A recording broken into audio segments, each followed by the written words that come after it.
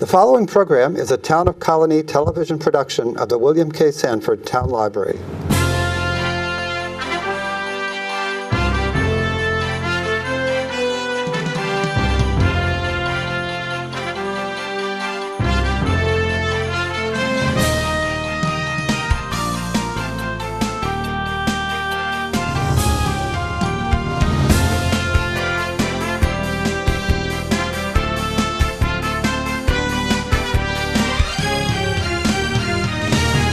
Welcome to Albany County News. I'm Mary Rozak, Director of Communications for Albany County.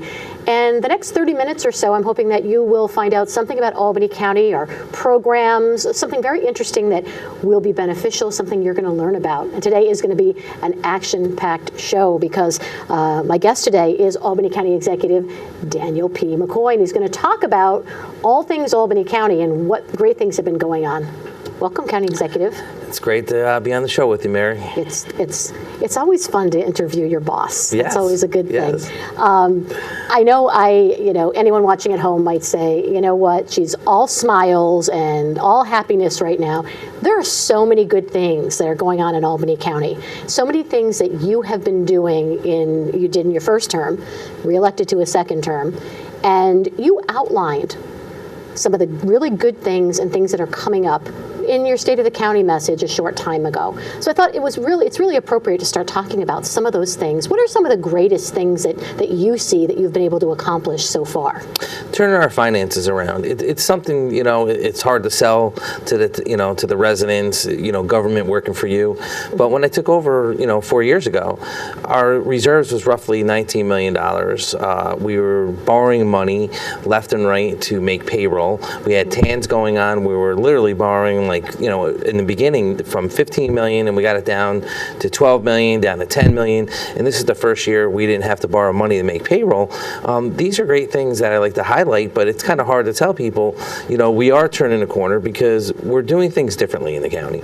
We're looking at all the programs we deliver. We're seeing how we deliver them. We're doing more partnerships, but delivering quality services, improving on them, and making sure that we take care of the people that we're in charge of, our different services, from mental health to health, to DSS, to DCYF, but when we talk about our finances, it makes me smile the most, even though we've done great programs and we launched other good initiatives in the county. That's how I've been under the cap for the last 3 years, and we've had back-to-back zeros, which effectively lowered the taxes in Albany County on a home. You got to break it away from the schools, you got to break it away from the towns, cities, or villages, and look at what your county taxes are. We're the 9th lowest in the state of New York. I take pride in that. Saratoga is number 5, and if you look at Saratoga, their population is 200,000. We have 310,000 residents in Albany County, but they have a Racino and 2 tracks. They have revenue coming in. We don't have that type of revenue, So, in dealing with all the services that we deal with and take care of our residents here in Albany County, I'm proud that we've been under the cap for 3 years and return our finances. You said before, you have said when you've been on the program, we all care about what's in our pocketbooks. We want to keep money in our wallets. That's important. It's just human nature. And so when you're talking about a couple of things, I want to make sure some people at home may be scratching their heads. They're not as familiar as we are.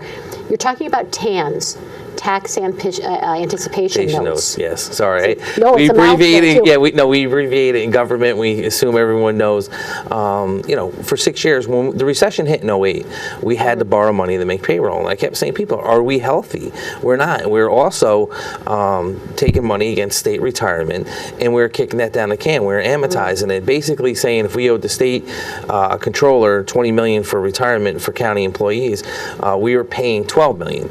So the other $8 million, we were saying we'll pay off, a couple years down the road. Okay. I didn't want to do that. I really wanted to say, look, we have to take ownership now.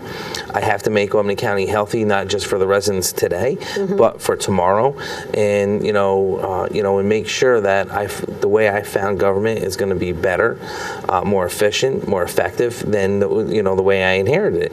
And these challenges we've been meeting, on top of all these other great things we've been doing in the community. One of which is we've we launched AAU, a partnership with the Amateur Association Union, basically working with them to really give recreation programs to a lot of towns, cities, and villages that didn't offer these programs, or they couldn't afford it anymore because everyone's trying to live under the 2% cap. So tell me how this works, because this program is seen in a variety of communities, Colonie being one of them, where a program was just launched, Watervliet, Bethlehem, other places. How does it work? The way it's working right now, we started a youth bureau. We do have an overall DCYF that handles all this stuff, but we broke away and we wanted to really look at how we deliver services and what we're missing in the county, because if you take a youth during the summer or during the year, they have young kids got a lot of energy. Sure. So we want to take that energy and redirect it in a positive approach way, and not only just be karate or field hockey or flag football or basketball or hockey. We want to make sure that we add an education approach to it too. So we're adding, anti-bullying, sexual assault. So we're going in, and not only they're going to learn this stuff, but they're going to get this other stuff, because 99.9% of these children that are playing sports, someday when they grow up, they're not all going to make it to the NFL or the NHL or the NBA. Right. But we can make them good citizens. We can build that foundation so they have a good foundation when they're adults, and they might want to give back. The other thing we have addressed that we haven't done is concussions, the concussion problems in sports, and it's just everyone just thinks, oh, concussions football, or hockey. A lot of concussions occur in soccer, flag football. Right. So these things we're going to be addressing. We'll be doing. We got a panel of experts together. We're going to be launching a whole awareness about this. So these are exciting things that we got going on, and some of the other things, the things that aren't so popular, talking about the opiate problem that we have here in Albany County, and we have been working in a partnership with Sheriff Apple, the health department, the state health department, government agencies, to really get that message out there, because it's a problem, and we're having a lot of overdoses. If people remember, a couple years ago, Attorney General Snyderman came to Albany County and offered the first Narcan kits to the Gilliland Police Department. And we've only have gone out to really have people trained in this. And some people said, well, you're giving them a tool to say it's okay. No, we're not. We're giving them a tool to reverse them if they, God forbid, they have an overdose. And we want to make sure that if you walk in on a loved one, be it your brother, your sister, your husband, your wife, a niece, nephew, or just a friend, that you have the tools to reverse that. And people don't realize this is when you have the kit, you administer the Narcan, and immediately could save a life. Correct. And that's what, so we're trying to do the education. We're out into the schools, we're training. I don't know if people are aware of too, we also, through the health department, Dr. Whalen, we're one of the first counties in upstate New York. We did Naloxone, basically where you don't need a prescription, where you can go into any pharmacist, you can get this, and this is another drug that can help an addict get off of heroin. And, we kind of got a little criticized for that, but I go, we're doing the right thing, because some people are embarrassed. They don't want to go to their doctors. They don't want to tell them that, hey, look, I got a drug problem, whatever the reason. Family sometimes doesn't want to do that either. They get, there's a stigma. There is, and there shouldn't be, because it's a mental health issue. And I say to parents and I say to friends, you really got to help them out. It becomes a disease. It's like smoking. Once so that's why smokers have a hard time quitting. And this is another tool in the arsenal that people can use to really help change someone's life that has an addict problem. And then we got to add in the education approach. Sure. Working with the Albany County Legislature, we're really going to start looking at different ways of launching different things throughout the year, and really get back out in the community more than we have been, because for some reason we're having a hard time showing kids that, look, you're going to wreck your whole life if you go down that road. And I know that that you are planning very shortly. It will be before summer, is my understanding, that there is going to be an opioid summit going on in Albany County. Yes, no, we are. We're going to have a summit. We're bringing the experts in. We're going to talk about it. How, we're going to bring, kids that are addicted to adults. We're going to see what we can do to really effectively deliver a message, how we can get out into the community. And, we've also have done a three-pronged approach for the crisis, which is action, awareness, and progress. And it's part of that we're going to be looking at also to see how we can make a difference. And again, this is not going to go away. Right. We don't have have the full answer. I wish we did. I wish I could tell parents and loved ones, look, we're going to stop this. Unfortunately, it's a cheap drug. It's a cheap high, and kids are turning to it. It's definitely a battle. You announced the ability with Dr. Whalen to have this standing order for Narcan available at any pharmacy. You announced it, and the very next day, the governor did something. Yeah, the governor. I mean, some people are like, oh, the governor stole your thunder. I'm like, I'm just glad the governor did it, because this is something that was long overdue, and now it's a blanketed across all of New York State. Yeah. We still, our order is still standing for some of the other drugstores, the privately ones. So ours goes a little bit above what the governor put out there, but we're making sure that we cover everything in Albany County. It's a very, very important issue. We are talking today with Albany County Executive Daniel McCoy, who is talking about not only the state of the county, but some of the highlights during his now 5th year. Yes. I don't know where it all went. I know. It does go by quickly, doesn't it? It does go by quick. I take a lot of pride in a lot of the new programs we launched. We launched Project Growth, a really good program, first of its kind in New York State. And basically, they got approved from OCA. They had to approve it. And we work with Judge Maney and Family Court, and we identify kids. And what we do is we find them a job. And instead of the parents or their guardians or whoever may be in charge of these kids paying back the restitution for damages that they did, we get them a job, we teach them a skill, and then they have to pay back the person they did harm to, and they have to give part of their check to that person and saying, now it's coming out of their pocket, and we're hoping that now they understand the value of the dollar and value of work. Sure. So this will be our 3rd year doing this program, and we've graduated 12 kids usually every year, and we hand select them. The judges do, we don't. Sure. The judges decide who can go into this program, but it's really redirecting how we do criminal justice, and that really kind of got me into the immigration issue. Let's talk about that, because immigration has really been, you've done a variety of different things with community meetings and then something very formal with an immigration center. Let's talk first about the community meetings that you had with the Muslim community.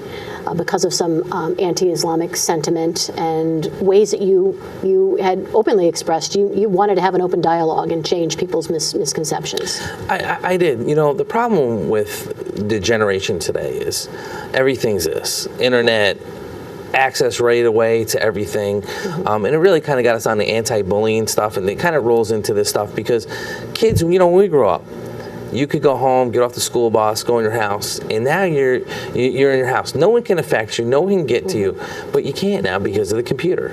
And it's not even the iPad anymore, the home-based computer. It's the kids' phones, and they're all intertwined. And the problem is people read these things about the Muslim community, and a lot of it is false. 90% of it is false, and they just they take a bad fashion within the community, and they try to smear the whole community. These are hardworking people that have come to this country or have been born here, that believe in our values. We're a nation built on immigrants, and the fact that we're running in fear, that about the terrorists or this or that, it kind of rolled into the presidential debates. Sure. With one of them saying, I'm going to build walls and we're going to, throw all of them out of the country. That's not the answer. No. The answer is really working together, understanding each other, having respect for each other's religion, but moving forward in a community, living next to your neighbor and having open dialogue and saying, okay, we don't agree on that, but we're agree to disagree, and you move on. That's what's great about this country.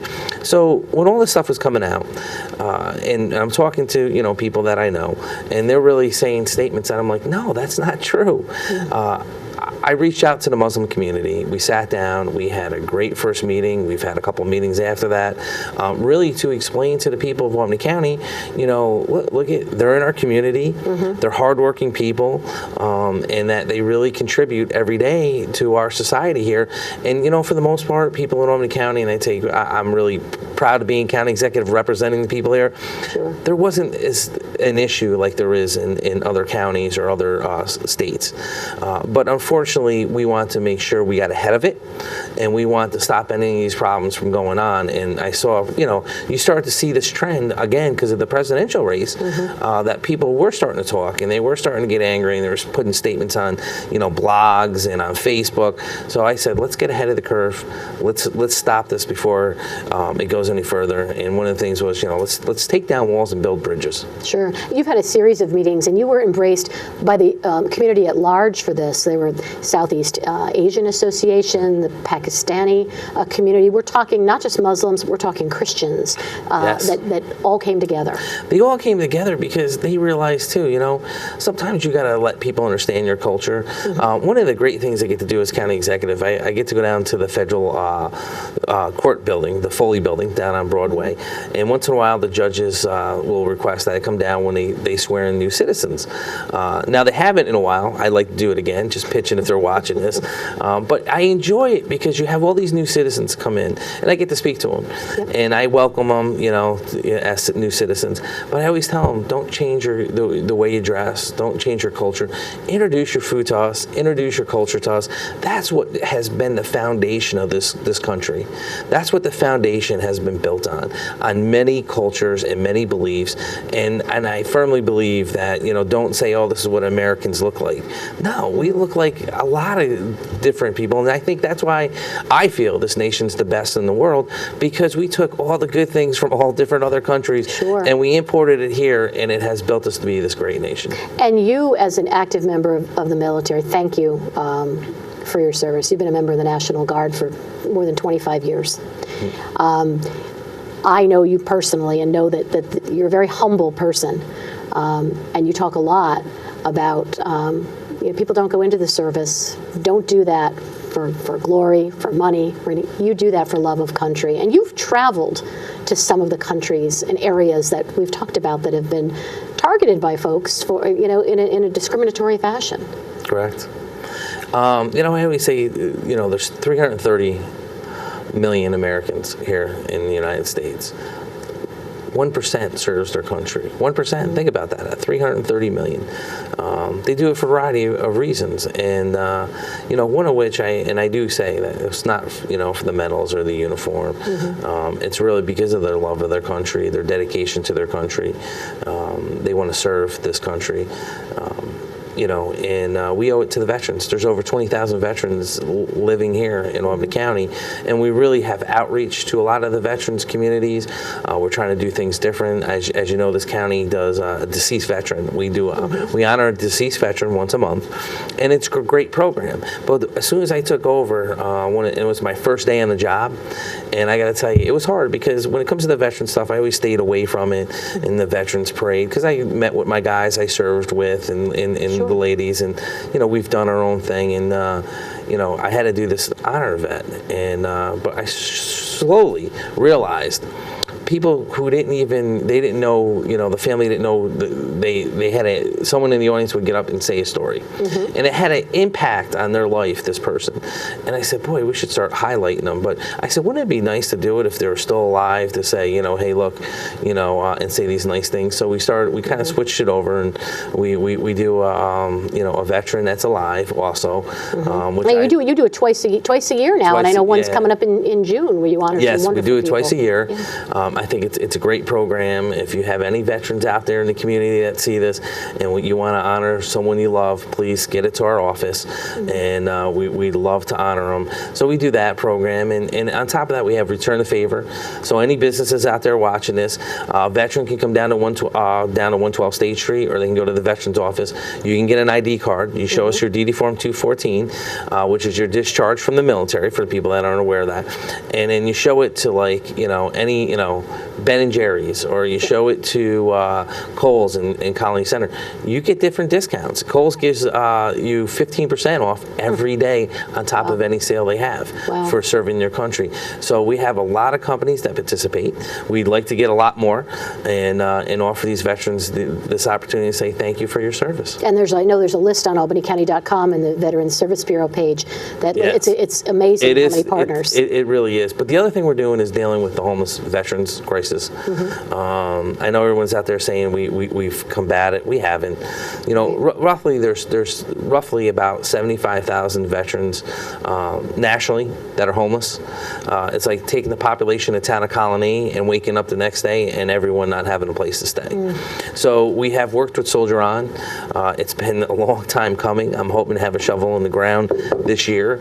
We took our old nursing home, Annie Lee nursing home, right next to the Shakers, right next to the airport, and we're going to turn that into the first of its kind in New York State.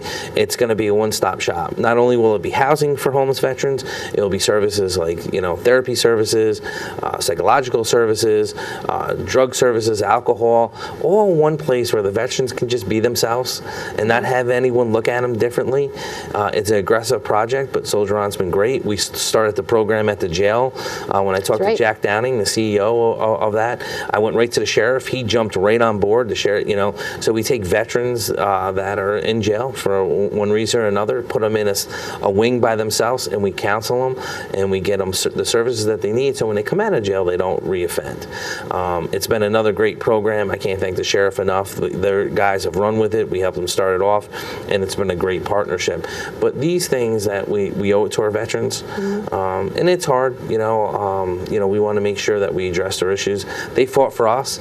Now we want to lend them a shoulder when they come back, saying that we're here for them. And, you know, everything that you've mentioned so far, generally partnerships help on the financial end as well. We're going to talk in just a moment about the Regional Immigration Assistance Center that's critical to part of the reform that you've been talking about. We are talking today with Albany County Executive Daniel McCoy. You made the announcement in January. I know that there's a partnership and money coming on a state level, but a brand new center for Albany County, one of only 6 in the state. Correct. We're the first ones to open up, to get out there. We jumped right on, working with Jim Milstein, who was then our public defender. Jim and I talked about this. I had the passion, and you know, Jim had the passion for it. And when we got to, you know, we wrote the grant and we received the money. I believe it's like $450,000 per year for the next 3 years. It's working in 19 counties, all the way from Albany up to the Champlain border, and really assisting attorneys, educating them on the immigration law. And, you know, and it is about helping illegal immigrants that are here also, but it's mainly, they're students. We had a student that's on a student visa. They pleaded to a DWI, great student, has a great GPA, made a mistake. But under that plea agreement, they have to leave the country now. So these are things that they're not aware of, or the attorney's not aware of, because it got knocked down to a DUI, I think, or whatever it was knocked down to, but they still had to leave the country.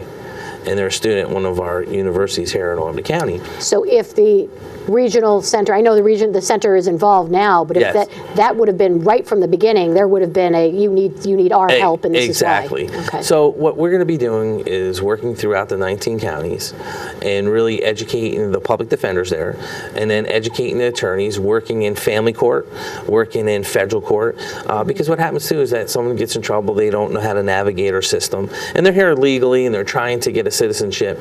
Now they get deported, and their wife and their kids are left behind. And they can't come back to the country, you know, just because they didn't understand our laws.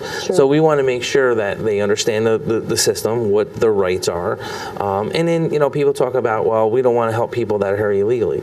Well, they might not be here by choice. It could have been sex trade.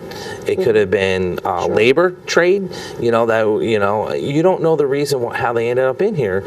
So we want to make sure that they're protected. You know, we have crime victims. We talk about, you know, we do it all year long, but once a year we highlight it. And one of the things that was starting to bother me was, like, we talk about the amount of rapes or the murders or this or and I said, how many illegal immigrants are here that are being taken advantage of because they're afraid to speak up? Or a landlord knows that they're here illegally and they triple their rent or make them have sex or whatever it may be for the wrong reasons. Unfortunately, there's bad people out there. Take advantage of people like that. We want them to know that they have legal recourse, and we want to give them the protection, because if I was in their country country and something happened, I would want to make sure that I would have the same rights as their citizens under their court system.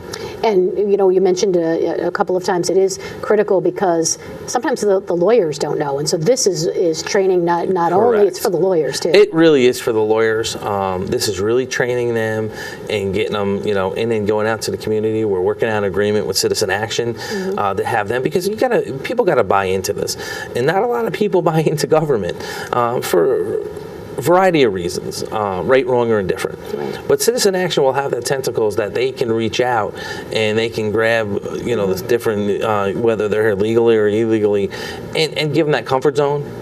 And really help them, direct them in the right way. And we look forward to that partnership. And, we're going to be doing a lot more on this stuff. And, we have a whole office. It's not just Jim Milstein. It's Evelyn Kenna. She was an attorney in our law department. That's right. Who immigrated from Africa, who really knows the process and, has gone through it. And they'll really be able to get into the community to make a difference. And I look forward to being behind this 100%. No, that's wonderful. And we'll find out how the first year goes. I'm sure we'll get some numbers on that early next year. Yeah, I mean, it's one of them things, too. You talk about our equity agenda, which I'm really pushing out this year. And as we do our equity agenda, that's about the quality of life. It's really getting into community and saying, all right, we're government. Sometimes we get in the way. Let's say we get in the way a lot of the ways. Let's work into a community what's working and what's not working.